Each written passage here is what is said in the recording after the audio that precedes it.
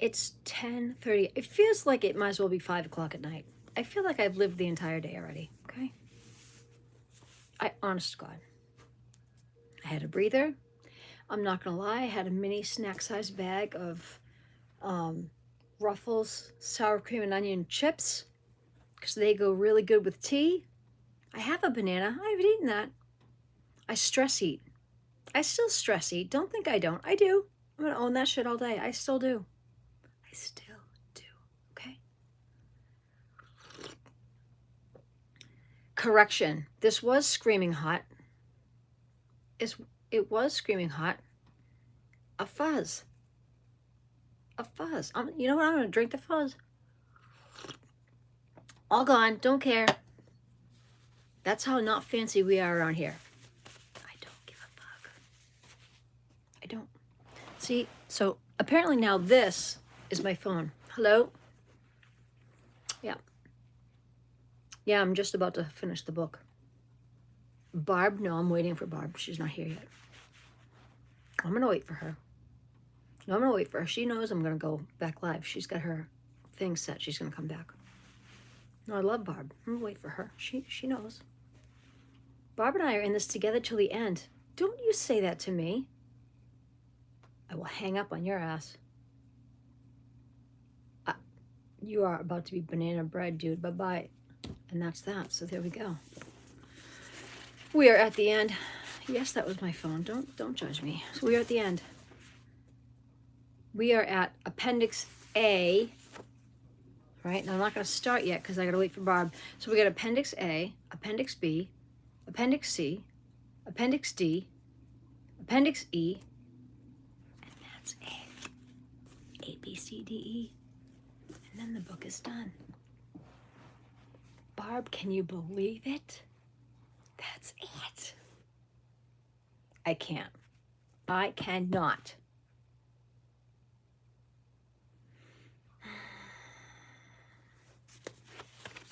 I don't even. Now see, about the stress snacking, okay? When you know better, you do better. I understand. Once you're an addict, you're always an addict. Always an addict. I get it. Do I like things that aren't good for me? Yeah. The old me would have eaten an entire family size bag of Ruffles sour cream and onion. And don't think I couldn't do it. Party size bag. You know what I'm saying? Okay. And I'd have done it with pride. However, don't do that anymore. I buy the little snack size bags. Little small ones. Little small ones. So I have those. Barb, is that you? Come on in, Barb. So I have the little small ones. And I keep those for times just like this when I'm like, I need something filthy for me. Have a little bag, couple little bites, good to go. It satiates that temptation. I'm fine. A couple bites, I'm good. Done. No huge bag, no huge ass, no huge hips. We're good. And then I go back to my tepid tea that has apparently fuzzies floating in it, and I don't give a shit. You know why? Gotta eat a pack of dirt before you die. That's what I was always told by my parents and my grandparents. I'm still here. Raise a glass to that. I'm good. It's all good. It's all good. Okay, I'm going to start this only because Barb has already heard the beginning. Barb is going to come back. I know Barb is going to come back. She already heard the beginning of this, so maybe I can get past the part we already heard together and past the part that hurt my heart and hers. So by the time she comes back, we can be past that maybe. So I don't want to hurt anybody's heart. Excuse me. Excuse me. Pardon me. Excuse me. It's that time of year I have sniffles. Appendix A. State Police Crime Laboratory Update. Barb, I hope you're coming soon, kiddo. FBI begins review of the crime lab. Downloads DNA data after AIDS suspension by Jonathan Saltzman, Globe staff, January 20th, 2007. FBI analysts downloaded more than 20,000 DNA profiles over 15 hours Thursday and yesterday. Pardon me, pause. My recycle guy is outside. I'm not dead, and he's definitely fine. Give me a second. We're not gonna name names, but we might text each other once in a while. Mr. Recycle Man. Hey baby, what's up? What's up? Fine. Okay, moving on. All right. FBI analysts downloaded more than 20,000 DNA profiles over 15 hours Thursday and yesterday, starting a top-to-bottom review of the State Police Crime Laboratory a week after an administrator was suspended for failing to tell prosecutors of DNA matches in nearly a dozen unsolved rape cases. The audit sought by the head of the state police is expected to last weeks, if not months, said a state police spokesman, Lieutenant Detective William Powers. The two analysts from the FBI crime lab in Quantico, Virginia, are trying to determine whether Robert E. Pino, asshole, the civilian administrator of the state's combined DNA indexing system, may have, it says may have, I'm going to say definitely. I'm going to throw my own Italian 2 cents in here. He definitely did, but it says may have. When it says may have, you can assume it's definitely, but let's not assume it. I said let's not assume. I'm going to tell you he did. I'm telling you, he definitely did. But it says may have, so I got to go by what the book says. May have, definitely, mishandled more DNA test results than the 15 disclosed by the state police last week when the agency announced his suspension with pay, Powers said. State police have said that Pino received results last year indicating that DNA tests tested in 11 old rape cases matched genetic samples from convicted felons, but that he failed, this kills me, he failed to report the information to the police departments for months, during which the 15-year statute of limitations for rape expired. That disgusts me. That makes me angry. In 4 cases, Pino prepared reports to police saying that tests linked DNA recovered at crime scenes to suspects when in fact they had not. You disgusting, vile piece of... Pino did not mail all 4 reports, and no one was arrested because other officials discovered Pino's mistake.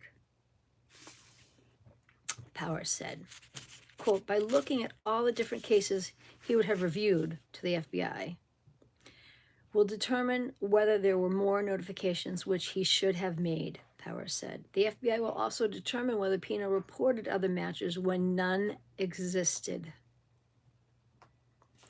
The data being audited by the FBI had been stored in a computerized data bank that matches DNA profiles of convicted felons with samples collected at crime scenes and analyzed by civilian scientists at the Sudbury facility or at private labs. A 2004 state law required anyone convicted of a felony to submit a blood sample so the lab can identify the DNA. Pino had declined, of course he's going to decline.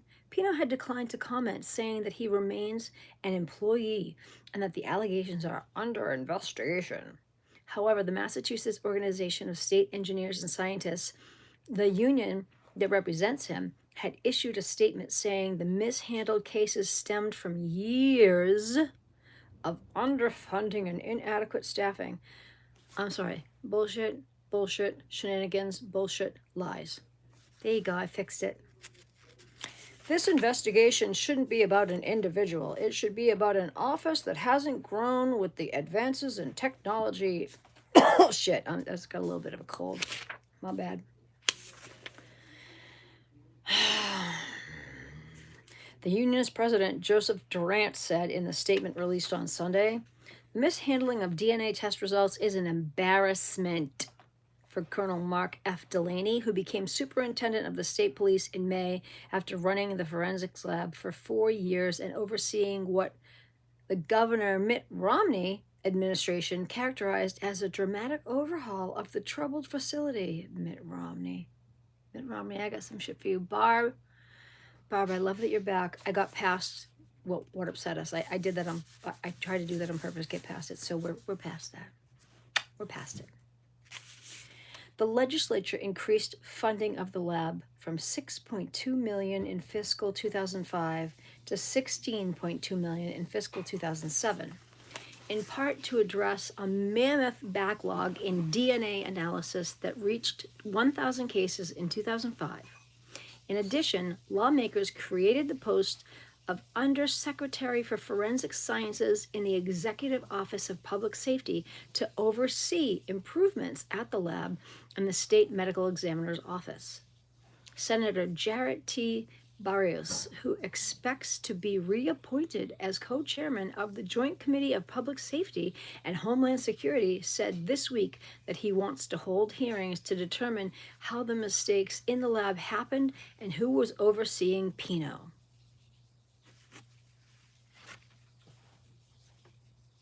I wonder if they would like a few extra wooden spoons in the office. I'll happily bring them down myself. Appendix B, Robert Pino update. I'd love an update. Thank you, I'd love an update. Oh, yeah, bring the spoons, baby. Bring those spoons.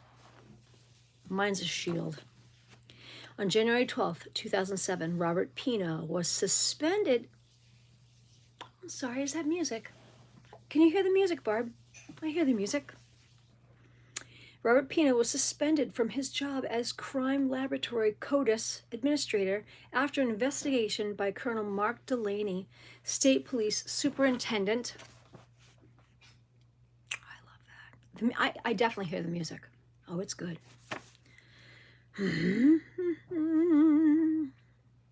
Specifically, Delaney said that Pino failed to make timely and or accurate notifications of DNA hits or matches in several old but still open cases. As a result, in many of the cases, a suspect was identified prior to the expiration of the statute of limitations, but neither the police nor the district attorney was notified in a timely manner, and the statute of limitations passed before the cases could be filed. Son of a...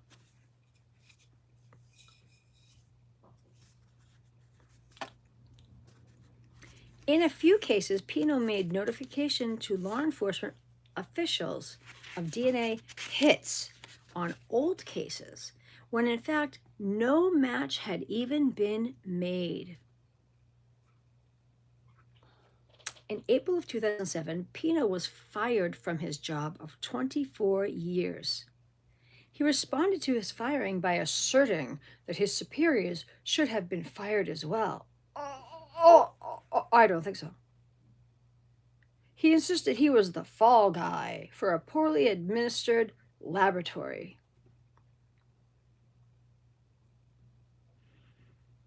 Hello, Yippee. Reporters, in an exclusive interview with the Boston area investigative team, posed the question, why was Pino taking the brunt of the blame for problems everyone else seemed to know about?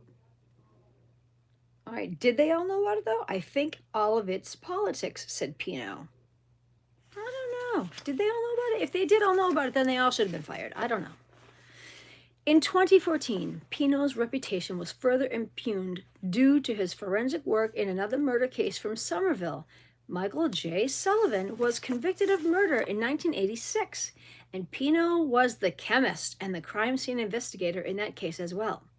In 2014, Sullivan was granted a new trial by the Supreme Judicial Court based on a re-examination of Pino's forensic work.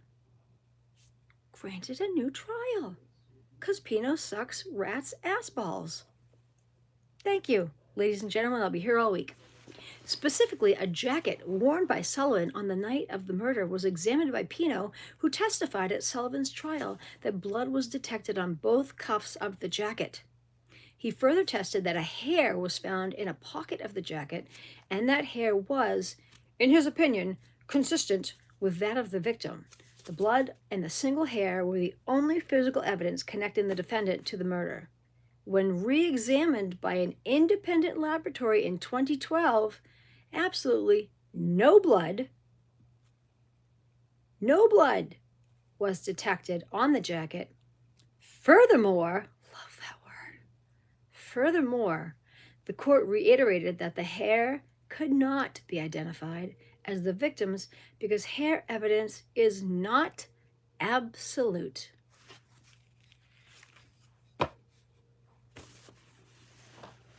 Barb, sing it, baby. Sing it from the top of that mountain. Sing it. Absolutely, it is not absolute. Appendix C, Robert George update. Oh, Bobby George. Tell me they tossed him off the top of a mountain. My words. My words. Barb's too, I'm guessing.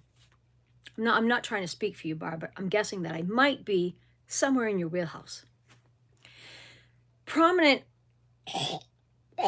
hairball. Sorry, give me a minute. Give me a minute. Well, that's better. I feel better. Prominent attorney Robert George gets 3.5 years in prison for money laundering conviction. I'll take that. Only 3.5 years, but I'll take 3.5 years.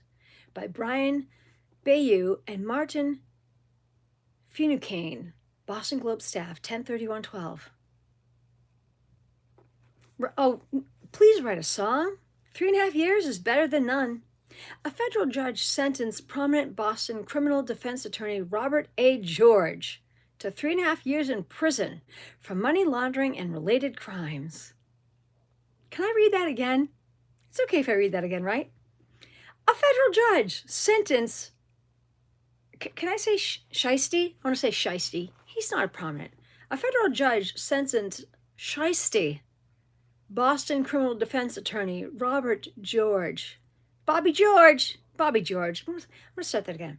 A federal judge sentenced shyster Boston criminal defense attorney Bobby George today to 3.5 years in prison for money laundering and related crimes.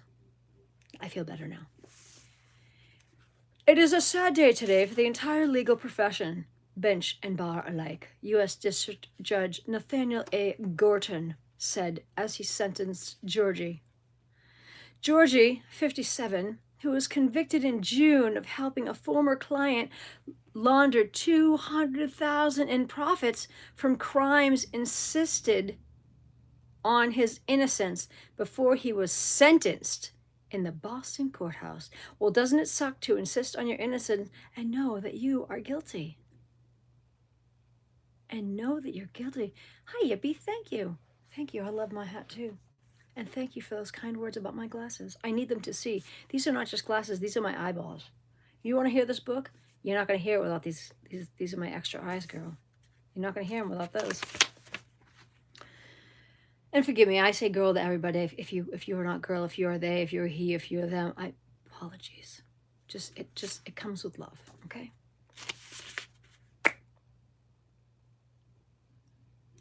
Can you imagine? Can you imagine? What an idiot. Bobby, you lying sack of shitballs. I know it pains everyone that I am standing here pleading for myself the way I have for clients for so many years, Georgie said. I only sought to do what I could for somebody who asked for help. Hold on, I have a cramp again. I feel it. Oh, so it's better. When you shake it out like that, it's better. It's better. It's so much better. It feels better. It feels better now. It's hard to drive by many courthouses that I have labored in for so many years. I'm sorry, Barb, is that your little violin? I can hear it. Barb's playing the violin. That's good. He said, my fall from grace has been long and hard. Really? Was it that long and hard when you stole everyone's money? Jackass. Gordon also fined George $12,500 and ordered him to forfeit his Lexus and $39,000. See, this is the good part of the book. The judge ordered George to surrender on January 15th. Hey, can January 15th now be a holiday? Can it now be a holiday? If you want to hear this whole book, yippee, you got to go to my playlist. And I know, right? Alexis, hi, JFK, the tentacles. Seriously, I wonder if he's the whole time going, holy shit, it's Corrupted-Chusets. Corrupted-Chusets. If you want to hear the whole book, I have a playlist. The Politics of Murder. I have read the entire book, start to finish. Go find the playlist, hit play all, headphones, go for it. Okay? This is mental. This, I can't. The judge ordered George to surrender on January 15th. Barb, on January 15th, I'm going to write it down on the calendar. We are going to kick back. We're going to put on some music. We're going to drink some tea, and I'm going to read oracle cards for everybody. That's going to be our Bobby George Day of Vindication. Okay? Robert Goldstein, George's attorney, said after the hearing, I don't think any reasonable person can rebut the assertion that the informant who played a key role in convicting George had a plan, and that plan was to somehow exact revenge on Mr. George. Oh, cry me a river. Prosecutors had asked for a prison sentence of more than 5 years, while defense attorneys requested an 18-month sentence. George was convicted of 7 counts. 7 counts of conspiracy, money laundering, and structuring bank deposits to avoid bank accounts to avoid government scrutiny. Are you shitting me? Bobby George, you've been naughty. You've been a naughty boy. Ronald Dardinsky, that's a mouthful right there. That's that poor kid. Ronald Dardinsky, who secretly recorded conversations with George while working as a government informant, said at trial that George had voluntarily offered to help him clean illicit profits and referred him to a mortgage broker who took 20% and split it with George. It's like Breaking Bad in real life. By the way, Breaking Bad, great series. If you haven't seen it, please watch it. Good Lord. Yo, bitch. Sorry, that's my best impression of Jesse. In a legal career spanning 3 decades, George has represented a number of high-profile cases, including organized crime figures and Christopher M. McCowan, a garbage man convicted of the 2002 rape and murder of fashion writer Krista Worthington. 2015 update. We have an update. George was released from prison and is monitored with an... He's got jewelry. I need my spoon. George was released from prison and is monitored with an ankle bracelet by a parole officer. He has been... This is happiness. Georgie has been permanently disbarred from the practice of law. Is that a spoon drop? I just dropped my spoon, Barb.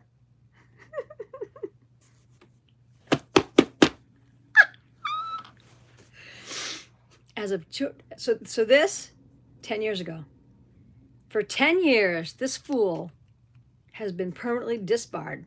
So for 10 whole years, this jabron, who knows what he's been doing? Who gives a flying rat's ass? It ain't been law. Oh, now, sorry. Recycle has been by. Here come the trash men. Baby, I am not dead, okay? My eyes work.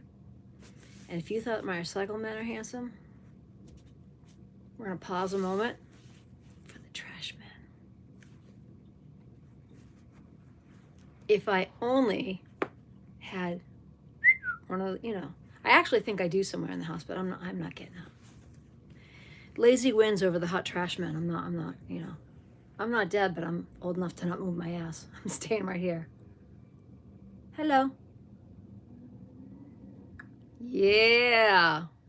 Brother from another mother. He is handsome.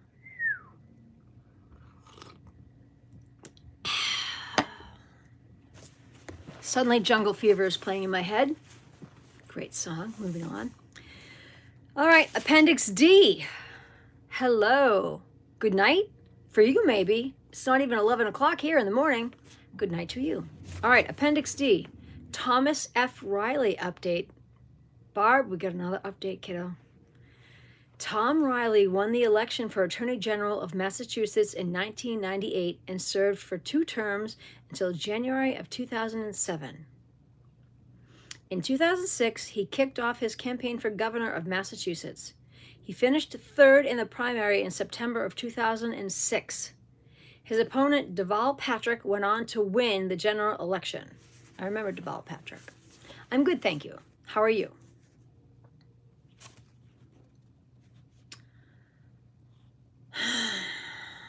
Currently, Riley leads the Government Investigations and Defense Practice Group at Mannion, Gaynor, and Manning, LLP. According to their website, he provides advocacy and strategic solutions to clients facing investigation by federal, state law enforcement, and regulatory agencies. That's a goddamn mouthful.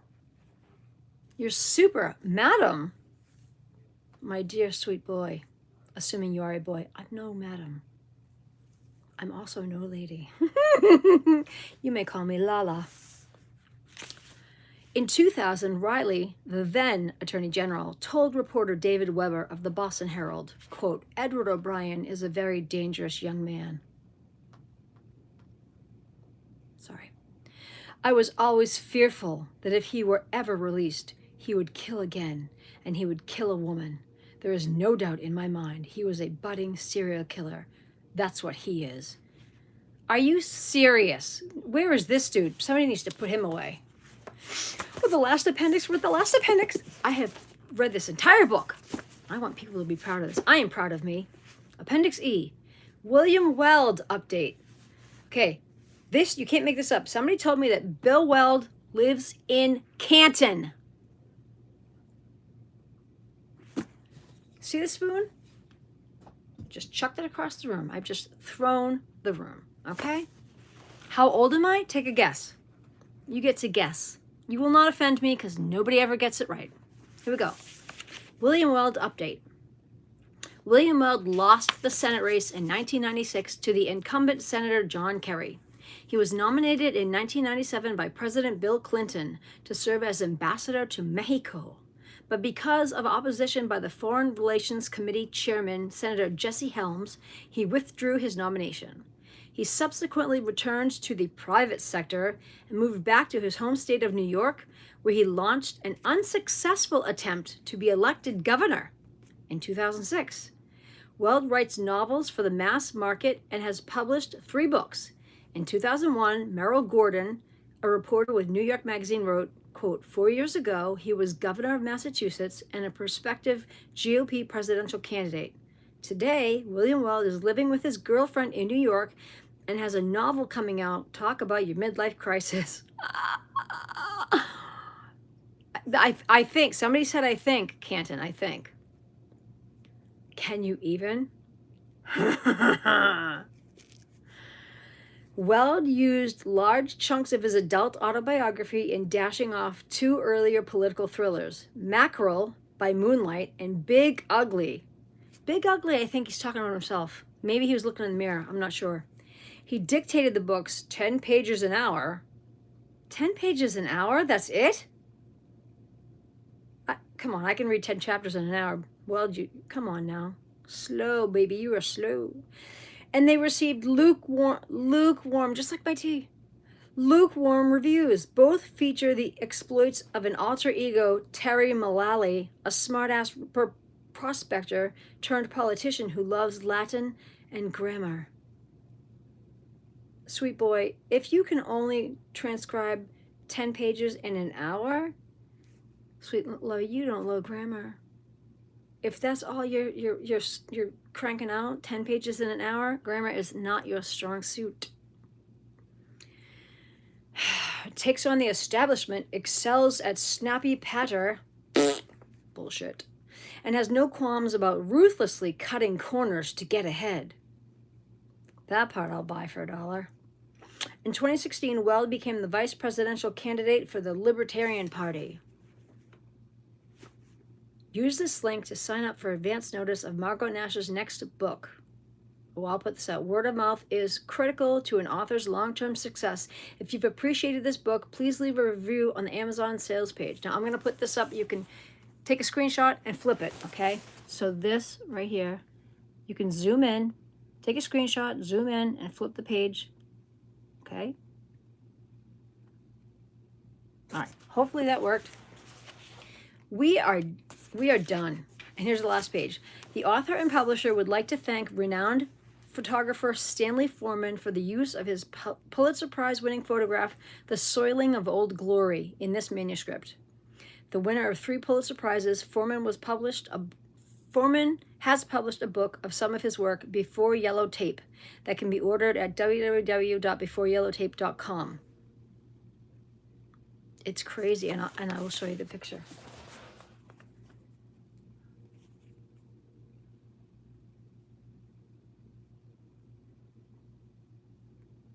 There you go. That's okay. Just take a screenshot. If with your phone, if you have an iPhone, you just squeeze the on and the other one on the other side together. Squeeze them together, and it'll click.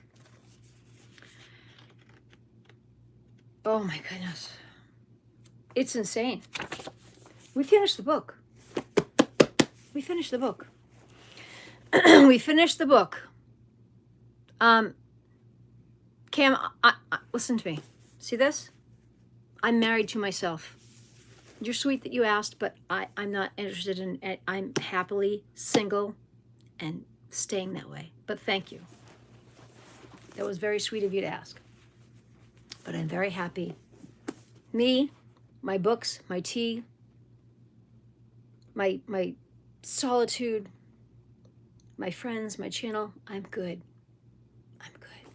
Independence is delicious. I can't believe we did it. Barb, I gotta go back to the bottom so I can see what you're saying. We did it. Can you believe we did it? We did it. Oh, don't worry about it. Barb, I can even take a screenshot and flip it and put it on the page. Don't worry about it. Can you even? We finished. I have finished the book. We have finished the book. And I when you go back and watch the beginning of this, I had a conversation with somebody saying that you were coming, but you weren't here yet. And it was with a banana.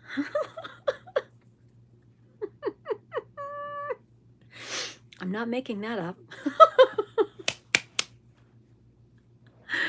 Oh no, I know, right? There's no words. There are no words. 0. All right, so here's the thing.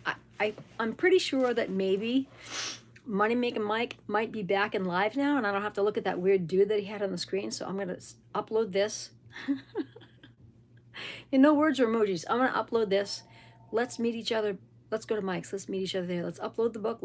We finished the book. Yay, we did it.